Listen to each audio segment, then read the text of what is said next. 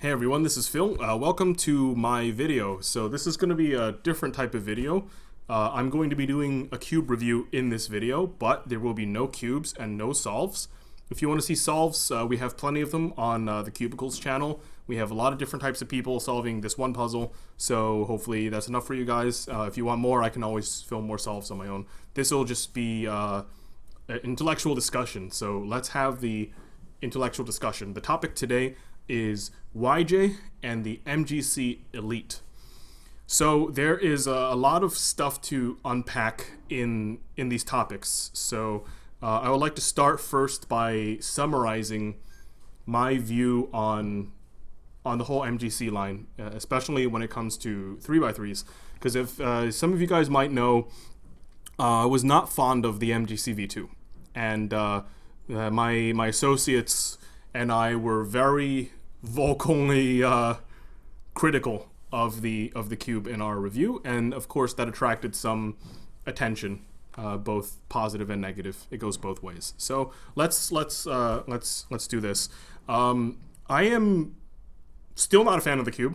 I don't think it's very good, but I'm not biased against it unreasonably. I think there are a lot of good reasons why I don't think it's a good flagship speed cube, and the trajectory of YJ has improved tremendously since that puzzle. So this video will not just be some, bad vibe video where I just am angry all the time and talking about the cube. It'll have some good vibes too. So let's get into the history of YJ. So YJ has been around for a very long time. Their company is widely known for being the maker of the Guanlong. The Guanlong is that famous $4 puzzle that existed before other $4 puzzles that everyone wanted to get because it had such a good value, right? Value is the ratio of its performance compared to its price, and it just has good performance for a low price. So a lot of people respected that. The U series was pretty successful and is now extremely successful with the Yulong V2M, Yupo, Yusu, those magnetic ones that are super cheap and under $10. You can get a magnetic 4x4. That's obviously a great deal. And so YJ has a lot of success with that. MGC 2x2, fantastic 2x2 that I recommend on a very regular basis to people looking for a magnetic 2x2, simply because it checks all the boxes in terms of performance and it's pretty good. So now the only thing left is the MGC 3x3. So this is a cube that came out a while back, and that cube was a good start. I was fairly impressed by it because at the time the market for cheaper magnetic cubes wasn't as developed as it is now. Now we have a ton of different options. In fact, we just released a cube that is magnetic and economy yesterday that is extremely good. So we have a ton of options. Back then, not so much, right? But we were able to try the cube, and it was fair for around $15. It had a good mix of features. The one thing it lacked was a stickerless option, which was something that was really desirable for a lot of people. And also people were kind of they were lukewarm about its controllability and feel because the cube was a little blocky, and so people who turned really fast, I don't think were very compatible with the cube, as compared to people who were turning slower and more methodically. They felt like the cube performed better for them. So that happened, and then it created the overall feeling, for me at least, this is a pretty good try. And this seems like a signal to me that YJ's getting serious and they're trying to make something cool and better and flagship. So they kind of want to branch out from being that company known to make cheap stuff. And I know this to be pretty much a fact. I mean, I've been talking to YJ very recently, and they've repeatedly stressed their intention of joining the community and producing flagships and cool puzzles so that people can respect them both as a producer of economy stuff and a producer of excellent flagship stuff. So that's been on their agenda for quite some time, and they've been trying. And the MGC V1 felt like a good faith, legitimate try to make a speed cube. The problem, though, happened with the MGC's marketing. As you can see for yourself, it's publicly available online. There were some statements made about the MGC V1 being like, yeah, this is going to go down in history as YJ's claim back to fame, and it's going to be the main of a lot of professional speedcubers. So that's a very serious claim, and I'm here to kind of unpack that claim, or what's left of it, because I don't think there's much substance in that claim. So professional speedcuber, or professional anything, is a person who derives income from it, right? You're a pro tennis player, you make income from playing tennis. Some people argue that you would have make your primary livelihood or your primary income from doing an activity. Even if you didn't, you can say the definition of a professional is someone who makes income. In the speedcubing context, it's kind of a weird term. You can, if you were being very generous with the definition, you can say a person who's making income, or a person who's a candidate of being like a world champion or a continental champion or something of high achievement, right? So we're talking about Felix, Mats, Patrick Ponce, Nam, these people who are winners in 3x3, the professionals who you can expect to win, like the Vire brothers, those like heavy hitter guys. So when you say the cube is going to be the main of a lot of professional speedcubers, you would expect that there's at least one person out there in the world that uses the cube that has achieved something, right? Because looking at the data and the evidence is the only thing you can use to corroborate the validity of that statement. And I've been searching far and wide to very little avail, because I haven't really seen anybody use the MGC V1 in a serious capacity to try to win a competition, or to try to set a record, or to try to defeat other competitive cubers in an event. I just haven't seen it. And I know cubers are pretty self-interested, of course in a good way. I'm not saying you guys are selfish or anything, but they're self-interested in the sense that they want to use the best gear to have the best performance, because that's what makes them happy. Okay? So over the years, I have not seen a single person do anything interesting or notable with the cube. If there is, please let me know. I just can't see one. And to me, I think it was a mistake to market the cube as a cube that would impress professionals, because if it doesn't impress me, I don't think it's going to impress a professional. I turn like 7-8 TPS on average at most in a solve. You got guys going double digits, like 10 or 11 TPS, that have far more demanding turning styles than I do. And if I feel the cube is clunky, I don't see how a person who's better than me would think it's okay. All right. So that happened, but at the end of the day, the product is a product. It's not a product of the advertising. So the advertising, I didn't think it was very honest. I think it was kind of opportunistic, but it's a separate thing from the product. So the product was cool. Like, sure, good try, right? And then comes the MGC V2. And keep in mind that this product was released 6 months after the MGC V1. So this is a super fast turnaround time for a product that is almost unheard of. If you compare the development times of some other products in the industry, like the Vox and the Gans and the Weilongs, you will never find something as quick as that. And what happened was they introduced some new features. They had some like different springs. You can like play with those. And the price went up by $3. So that indicates that they've made improvement, and it's looking at like a higher price tag. It shows confidence that they think it's a better product. So we get the MGC V2, and we're like, okay, is it being marketed as a professional speed cube? And lo and behold, hey, look, this cube is going to appeal to a lot of professional speed cubers. The marketing is still there. It's still there. That's how they described the product, the promoters of the product. And it just begs the question, what person is there in the world that actually uses this cube? And I couldn't find a person for the MGC V2 either. That combined with the whole 6-month turnaround time right before the holiday season just made me feel very nervous about the puzzle. And of course, again, marketing is a different issue than the product itself. We tried the product itself.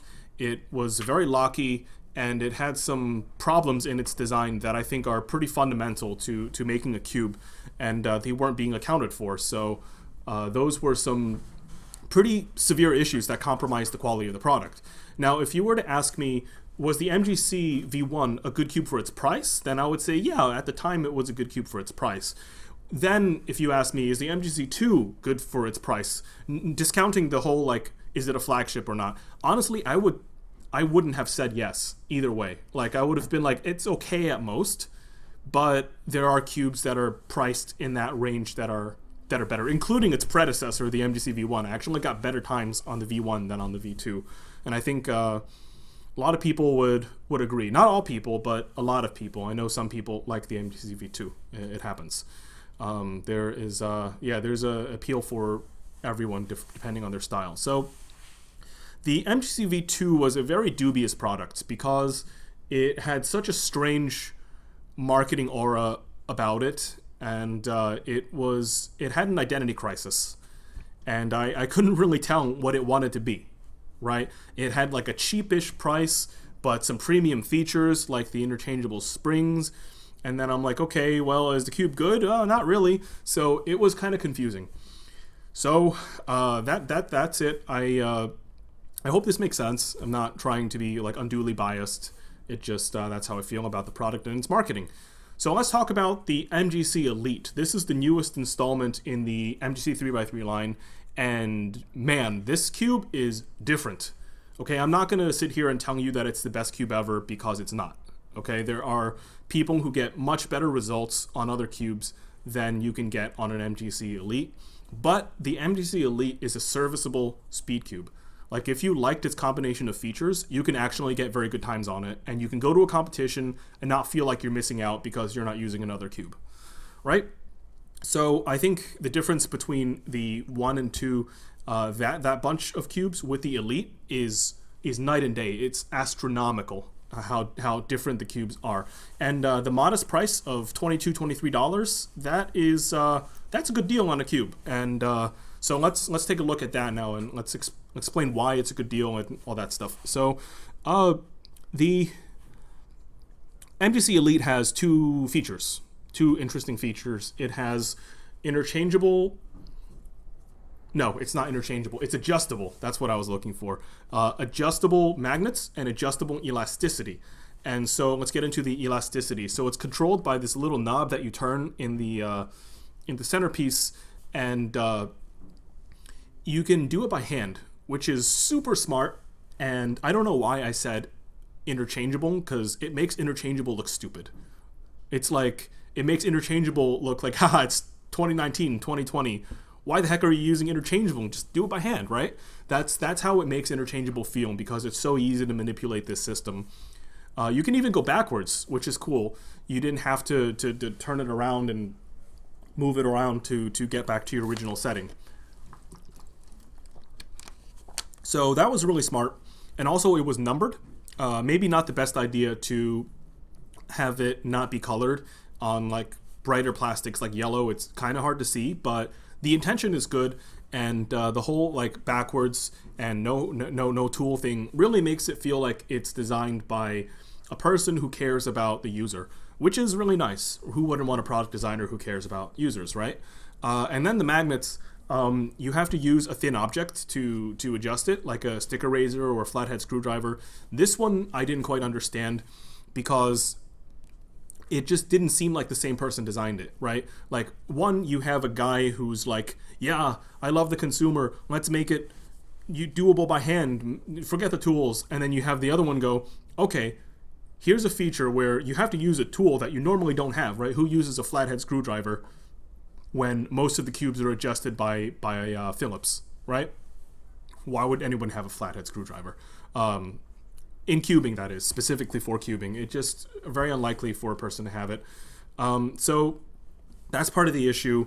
I think the magnet system is a little clunky, but it works, right? And honestly, once you discover the magnetic setting you want, it's not like you're going to fiddle with it every other day and change it. You kind of just say, hey, I like this, so here it is, right? So that's a fairly minor consideration.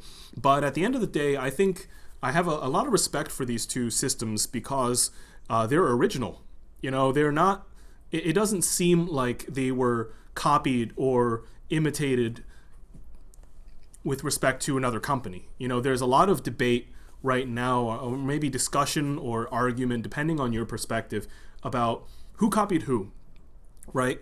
Like who got the elasticity system, and oh look, this cube has GS nuts and they're not GAN, or yeah, this kind of looks like MoU, you know. So there's a lot of that going on right now, and I'm so happy that YJ made a set of features that doesn't look like the other features of other cubes, right? That makes it seem like they're their own company, they're sophisticated, they're smart product designers, and it really sheds the image that they just make cheap things, right? It's more typical of a company that just makes cheap things to cheaply imitate other companies and to make other stuff the same as the other ones but cheaper, right? This is typical behavior in anything. You know, there's companies out there who take a product and they're like, okay, we can just make it better and cheaper, but it'll look the same. YJ doesn't do that. The cube itself is a little on the heavier side. It's like mid to high 80s in terms of weight in grams, but it's fairly, I mean, it's not overly heavy, right? The Valk Power was heavier and people scored great results on the Valk Power, people much better than me. I think it won Euros, right? And it podiumed at Worlds this year, so it's a good cube.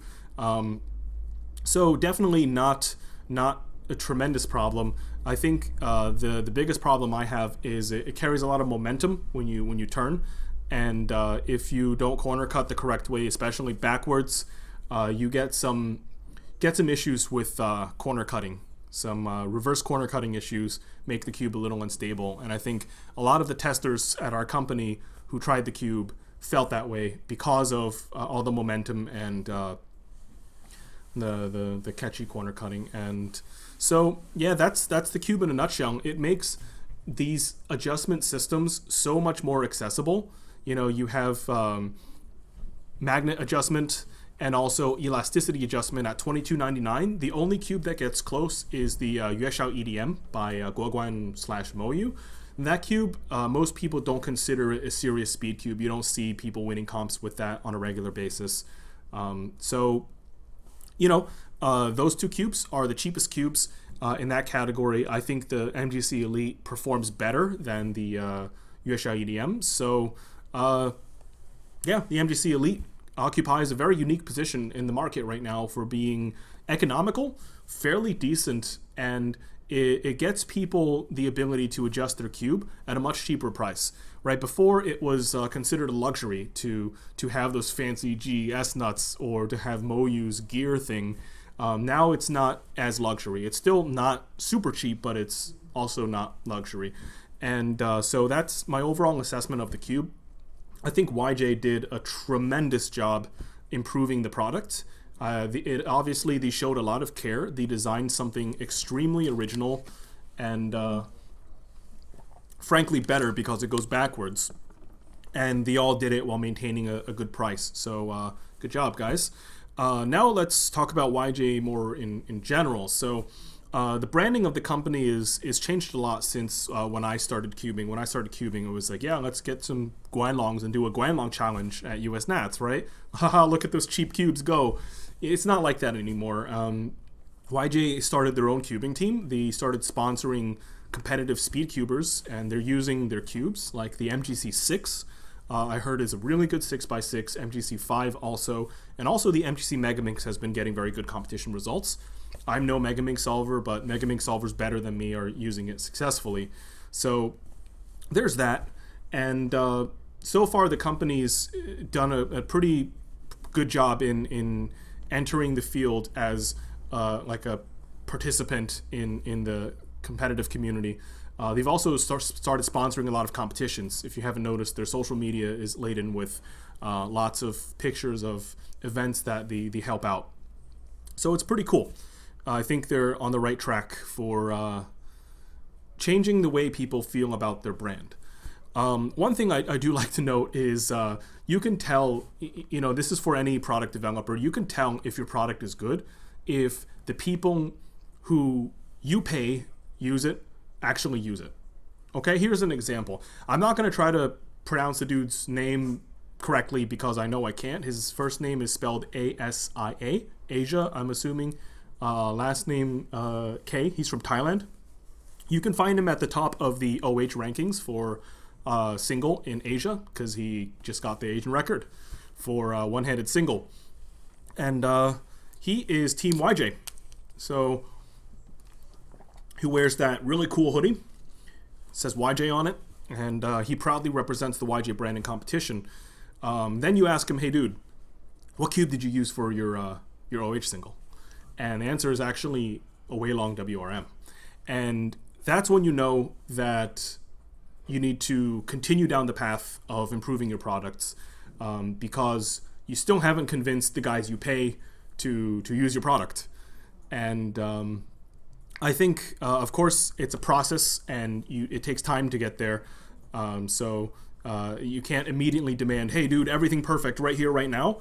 But it's a way to go. I mean, they did use the MGC 6 to score PBs and national records. That's when you know your cube is good. It's when it gets a national record in a country that is competitive. And even if it's not a competitive country, it's still a great achievement to have a national records country, right? So that's when you know that you should have confidence in your product. So I think, in summary, they've done a great job in progressing and doing more for their brand and for their product, but there is a lot of room for growth, and you can see that in the observable evidence and data out there in the whole competitive sphere. You can see on these videos, you can talk to the people, you can ask, hey, what cube do you use? They'll tell you, and you'll learn something about how attractive a cube is by who uses it. There are plenty of people who are sponsored by certain brands who don't use those brand of cubes, right? Think about all the good 4x4 solvers that GAN sponsors, Max, Felix, Vire.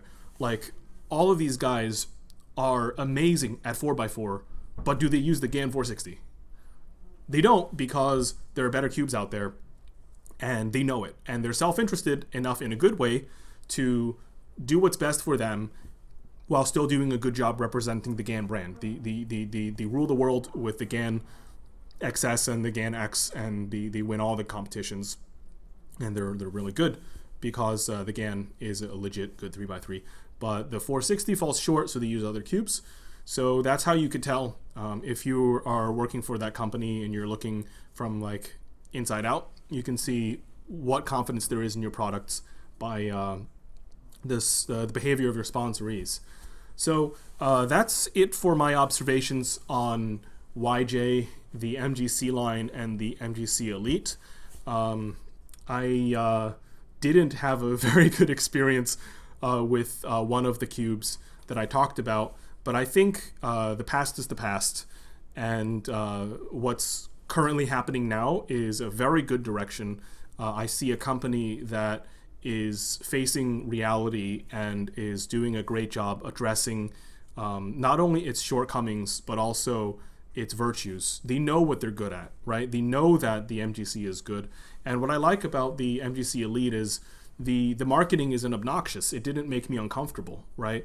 They know it's a good cube, but they're not making crazy statements about how it's going to rule the world and how some guy is going to defeat Felix. And, they don't have that because they know better, and I'm really happy about that. I hope they continue to be better and better. They're on the right track, and I'm happy to have another member of the competitive cubing community. And with Ganchi, Moyu, Yushin, YJ, hopefully Dian will come back. We'll have a more wholesome and globally representative competitive environment, which is, I think, good for everyone. So thank you for watching. This has been like a 25-minute video. I hope this didn't bore you too much, and if you like this format, I've prepared videos for other products and other topics. Like, I want to talk about the Volk Elite, I want to talk about the new Dian Guhong V3M. So if you want more of this type of content, let me know, and I will deliver that content. This stuff is really easy to shoot because I don't edit, I don't cube, and I do this all in one take, even if I stutter. So yeah, thank you very much for watching. Leave your thoughts in the comments, and I'll catch you next time.